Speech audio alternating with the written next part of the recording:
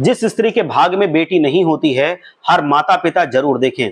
दोस्तों, आज इस वीडियो को जिसके बेटी है वो भी देख लें और जिसके बेटी नहीं है वो भी जरूर देखें। इस वीडियो में हम ऐसी एक जानकारी, सच्चाई आपको बताने वाले हैं जिस सच्चाई को आज तक माता पिता नहीं जान पाए होंगे।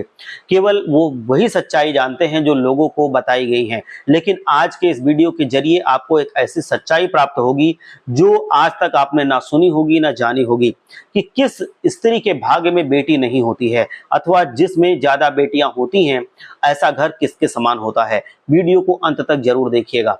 आइए जानते हैं। दोस्तों, हमने आपको अनेकों वीडियो के माध्यम से बताया है कि भाग्य से घर में बेटा होता है और सौभाग्य से घर में बेटी होती है। आज के समय तो कुछ ऐसे भी घर हैं जहां बेटियां बहुत हैं पर बेटे नहीं हैं, अथवा ऐसे भी घर हैं जहां पर बेटे बहुत हैं लेकिन बेटियां नहीं हैं। उस घर का भाई बहन के लिए तरसता है और उस घर की बेटियां भाई के लिए तरसती हैं। दोस्तों, ये तो विधाता के द्वारा बनाया हुआ नियम है कि माता पिता को भाग्य से संतान की प्राप्ति होगी। जिस स्त्री के पिछले जन्म में अच्छे कर्म होते हैं उस स्त्री को पिछले जन्म के अनुसार इस जन्म में भाग्य का फल मिलता है। माना जाता है कि पिछले जन्म के कुछ कर्म अच्छे नहीं होते हैं, जिसके कारण कुछ स्त्रियों के भाग्य में बेटी का सुख नहीं होता है, क्योंकि हर माँ अक्सर यही चाहती है कि उसके बेटे हो अथवा बेटी हो। हर कोई ये नहीं चाहता है कि उसके यहाँ केवल बेटा ही हो या सिर्फ केवल बेटी ही हो। हर कोई यही चाहता है कि बेटा भी हो और बेटी भी हो।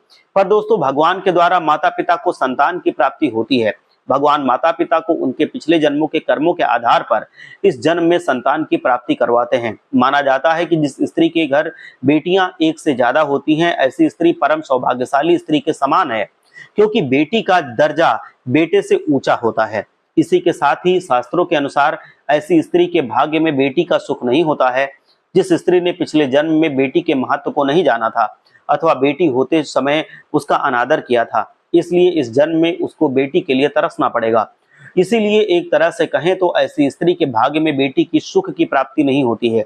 इसीलिए ऐसी स्त्री बेटी के सुख के लिए वंचित रहती है। कुछ स्त्रियों के भाग्य में इस कारण से भी बेटी का सुख नहीं होता है कि वो जिन माता पिता की बहुत सारी बेटियां होती हैं, ऐसे माता पिता स्वर्ग में अपना स्थान पहले से ही बना लेते हैं, क्योंकि बेटी के जन्म पर हर माता पिता को स्वर्ग में स्थान मिल जाता है।